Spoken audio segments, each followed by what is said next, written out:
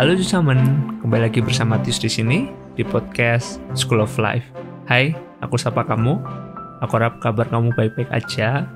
Dan buat kamu yang baru pertama kali dengar podcast ini itu membahas tentang kejadian sosial, pengalaman-pengalaman aku yang aku mau share sama kamu, dan aku harap ini boleh menjadi referensi buat kamu untuk memutuskan hal-hal yang lebih baik lagi. Belajar dari kesalahan aku, belajar dari kesalahan orang lain, kita belajar dari buku-buku yang aku baca, dan I'm happy to do it, to share it with you.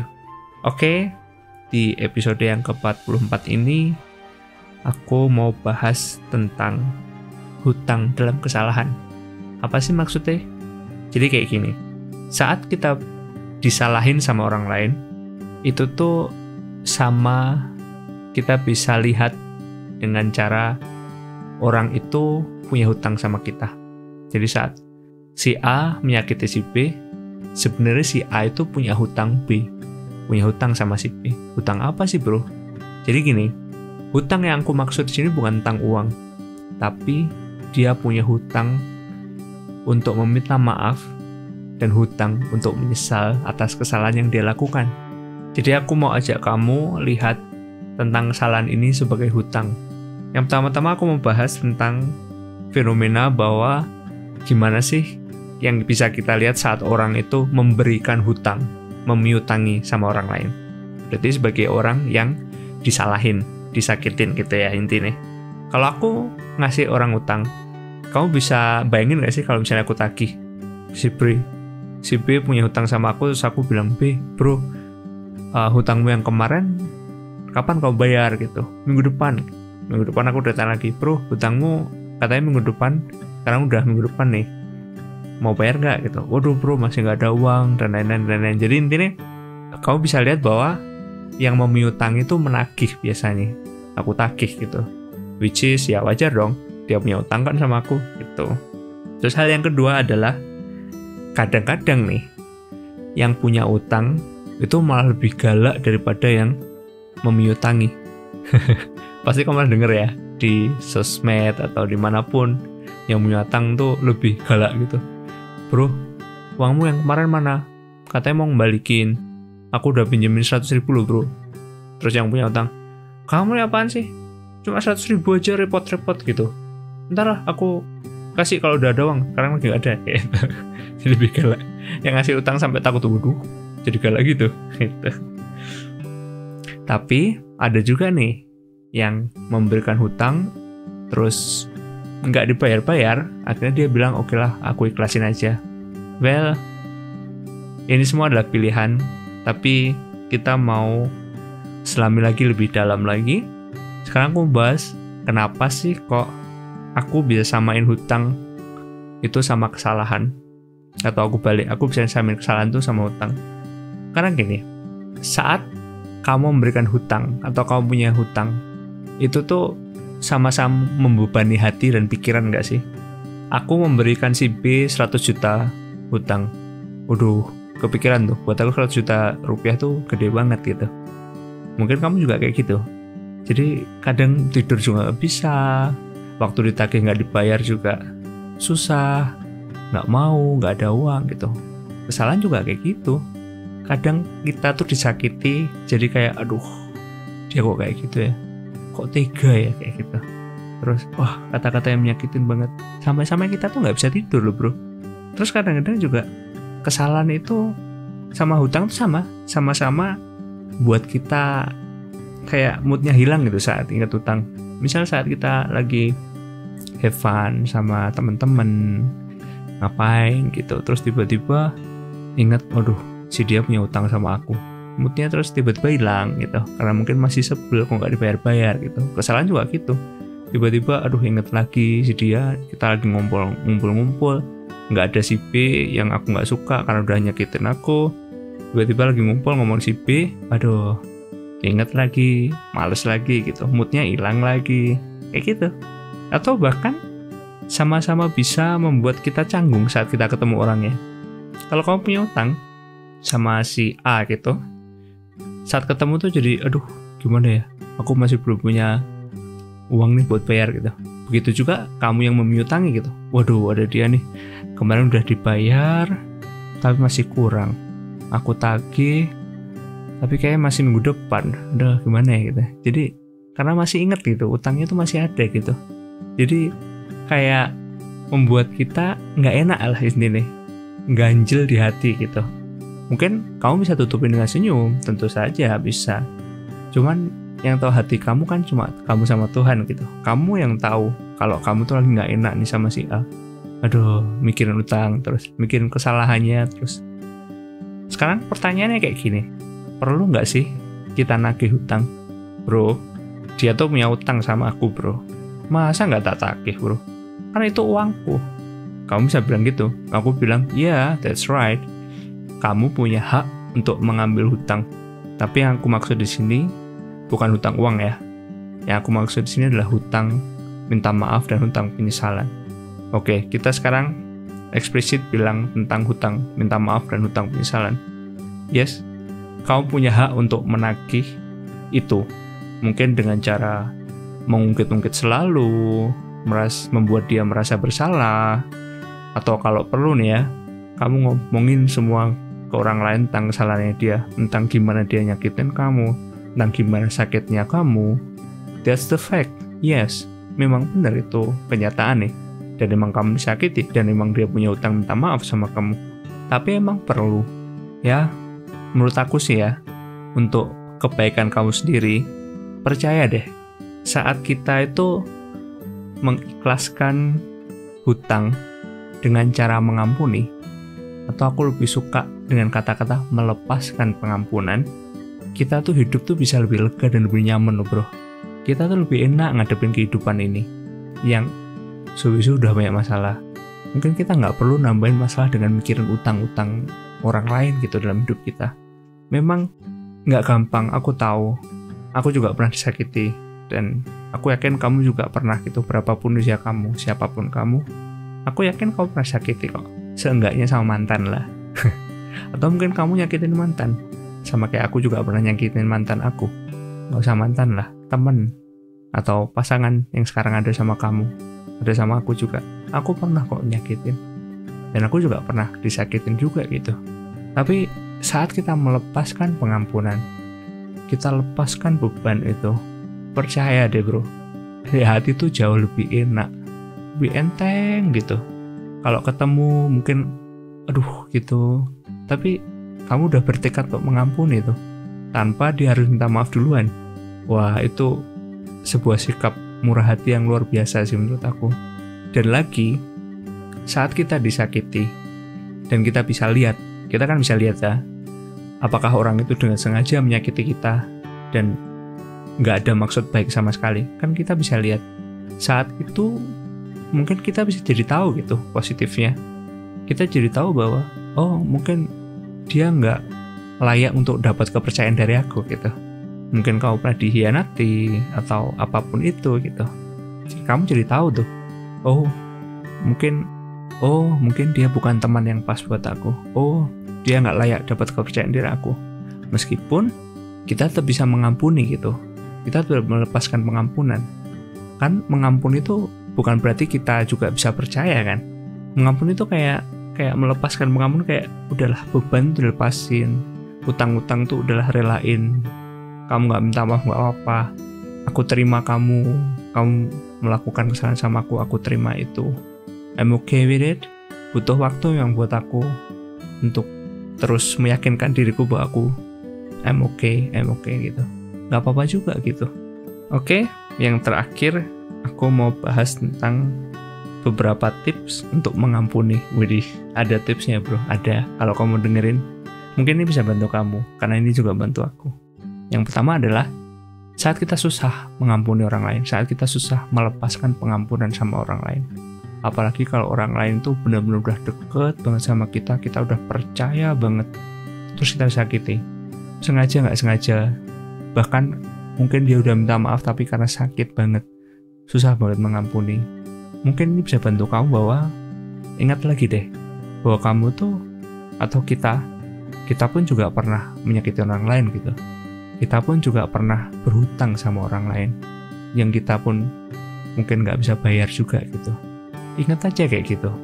Bahkan kalau ada, aku berharap kamu pernah mengalami itu juga, bahwa kamu pun pernah diampuni orang lain, dalam arti hutangmu udah dilunasin sama orang lain. Mungkin kita juga bisa ingat itu gitu. Itu membuat kita lebih semangat lagi dalam melepaskan pengampunan sama orang yang bersalah sama kita, sama orang yang menyakitin kita. Ingat, saat kita melepaskan pengampunan, hidup tuh jadi lebih enteng, lebih enak, nggak ada beban. Jadi sebenarnya jujur ya, nggak ada rugi nih loh mengampuni orang lain gitu. Bahkan mendewasakan kita. Saat kita sakiti, kita bisa bangkit lagi. Kita jatuh, didorong, dalam arti psikologis didorong, jatuh, kita bisa bangkit lagi bila senyum, bilang hey, thank you gitu. Wow, itu kan keren gitu. Iya nggak sih? Menurutku keren banget sih. Saat kamu disakiti, kamu dibenci, kamu bisa tetap senyum dan bilang I'm okay. Itu kan keren banget gitu. Tips selanjutnya adalah ingat aja bahwa masih ada lebih banyak hal atau masalah yang membutuhkan konsentrasi kita penuh daripada mikirin utang-utang orang lain yang bersalah sama kita. Kamu masih mikirin kuliah, kalau kamu kuliah kamu masih mikirin pekerjaan, kamu mikirin anak istri, kamu mikirin pertemanan, mungkin kamu dalam organisasi ada visi misi yang harus kamu kerjain. Mungkin hal-hal itu jauh lebih membutuhkan konsentrasi kamu daripada mikirin utang orang lain gitu. Dan kuncinya sekali lagi, melepaskan pengampunan. Tips yang berikutnya adalah ingat bahwa mengampuni itu nggak cukup sekali biasanya. Bahkan sering kali harus berkali-kali kita mengampuni orang lain. Bahkan hanya karena satu kesalahannya dia saja, itu tuh kita butuh berkali-kali untuk mengampuni dia. Kadang-kadang kita masih belum mengampuni sepenuhnya, dia buat kesalahan lagi. Belum mengampuni sepenuhnya, dia buat kesalahan lagi. Aduh, tambah sakit gitu. Tapi kalau emang orang itu berharga buat kita, mungkin aku bicara eksplisit tentang pasangan kamu, pernah belum disakiti atau ngerasa kamu tersakiti gitu, ampuni. Kasih mindset di pikiran bahwa setiap hubungan, setiap orang itu pasti akan nyakitin kamu. Setiap orang pasti akan melakukan kesalahan sama kamu. Jadi itu membuat kamu udah siap gitu. Gak mungkin ada orang yang gak nyakitin kamu. Semakin kamu pengen punya hubungan yang baik atau yang dalam lah aku bilang, semakin kamu pengen hubungan yang intim sama orang, semakin besar pula risiko kamu disakiti. Jadi keep in mind, kamu akan terus diproses, terus belajar atau dipaksa belajar untuk deal with it dengan cara mengampuni. Lunasin utangnya, bukan lunasin, ikhlasin utangnya mereka. Gak perlu nunggu dia minta maaf, kamu yang harus siap dulu untuk mengampuni. Itu bagus banget loh buat sebuah hubungan. Bagus banget buat sebuah hubungan. Dalam arti kayak gini, bukan kita jadi lemah karena kita kayak mau diperlakukan senai, enggak. Cuman kita mau menunjukkan sama orang itu bahwa kamu tuh lebih penting daripada kesalahan yang kamu buat. Kenapa aku nggak mau ngampuni kamu? Kalau sama pasangan, kamu juga bisa ungkapin gitu. You are more important to me daripada kesalahan yang kamu buat. Tips yang berikutnya adalah saat kita murah hati, niscaya hidup kita jauh terasa lebih nikmat, lebih lega, lebih enteng seperti yang kita udah bahas. Murah hati itu adalah kuncinya. Murah hati, murah senyum, lapang dada, mungkin seolah-olah kayak lemah gitu. Murah hati itu kayak, aku terbuka kok. Aku terbuka kalau kamu mau jadi teman aku mau jadi teman kamu, ayo kita temenan. Aku menyiapkan diriku untuk disakiti, dan aku siap untuk mengampuni. Itu murah hati. Murah hati itu nggak cuma ngasih-ngasih uang doang, enggak. Itu juga bisa salah satu murah hati. Tapi jauh lebih dalam daripada itu, murah hati adalah sebuah sikap hati yang siap mengampuni kapanpun. Nggak usah dia nunggu minta maaf, kita udah menyiapkan diri tuh. Susah emang, kadang setiap hari harus ngampuni lagi, ingat lagi kesalahan dia, ngampuni lagi, ingat lagi, ngampuni lagi. Tapi percaya sama aku, it is worth it. It is worth it. Kalau pengalamanku dalam mengampuni seseorang, ya nggak semua kesalahan itu gede lah. Maksudnya kalau nominal uang berhutang, nggak semua orang tuh miutang 1 miliar sama aku. Ada yang cuma 1.000 rupiah, ada yang cuma 100 rupiah, ada yang 10.000 rupiah gitu. Ada yang 1 juta. Jadi ada kesalahan-kesalahan orang nyakitin aku ya kecil. Aku lebih gampang lah itu untuk ngiklasin, ya udahlah gitu. Apa ya udahlah gitu. Tapi ada juga porsi-porsi di mana aku pun itu harus benar-benar memutuskan dengan sengaja aku mau mengampuni orang ini. Kalau aku ingat lagi, bahkan aku sampai nangis, aku bilang aku mau mengampuni, aku mau melepaskan pengampunan. Besok lagi, padahal udah lega nih, udah mengampuni. Besok lagi ingat lagi, ketemu orangnya aja belum, tapi ingat lagi sebelnya, dongkolnya. Aku bilang aku mau melepaskan pengampunan. Beberapa hari udah enak, udah nggak apa-apa, lagi ngobrol sama teman, tiba-tiba orangnya telepon. Langsung, waduh, deg-deg, udahlah, oke, ngobrol, udah, nggak ada 5 menit, tutup. Ingat lagi, kacau lagi hati. Ya aku bisa nutupin senyum, aku bisa bilang, oh nggak apa-apa kok, tapi kan tetap aku yang tahu posisi hatiku. Jadi melepaskan pengampunan. Melepaskan pengampunan itu bukan berarti kamu menghindari masalah, menghindari konfrontasi masalah. Jangan salah paham ya. You can say bahwa buat aku ini nggak pas. Buat aku ini boundariesku kamu udah ngelewati. Aku nggak suka. Gitu. Kamu bisa tetap konfrontasi masalah. Bukan berarti kayak diem aja, nggak. It's okay. Bahkan aku encourage kamu buat mengungkapkan apa yang sesuatu yang nggak kamu suka. Tapi dengan cara yang benar.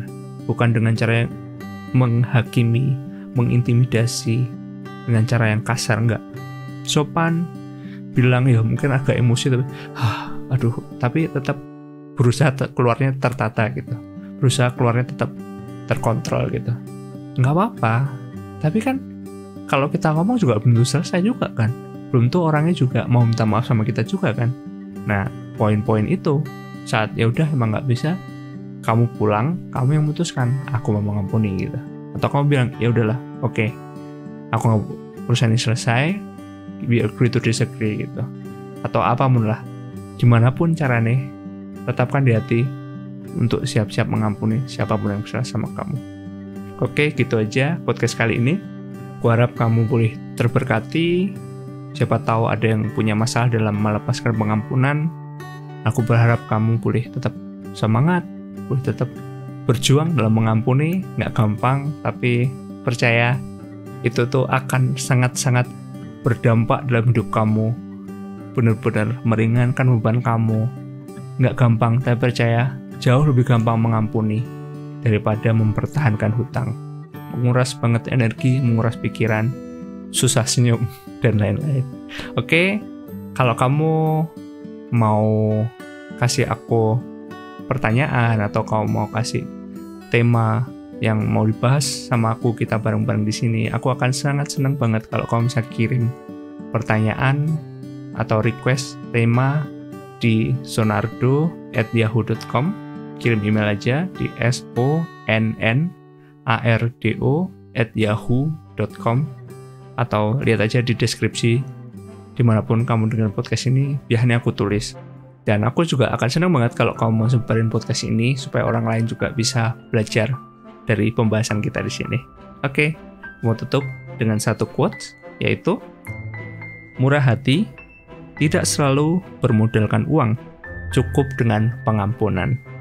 Thank you for listening me, and never forget that you are very blessed. Bye-bye.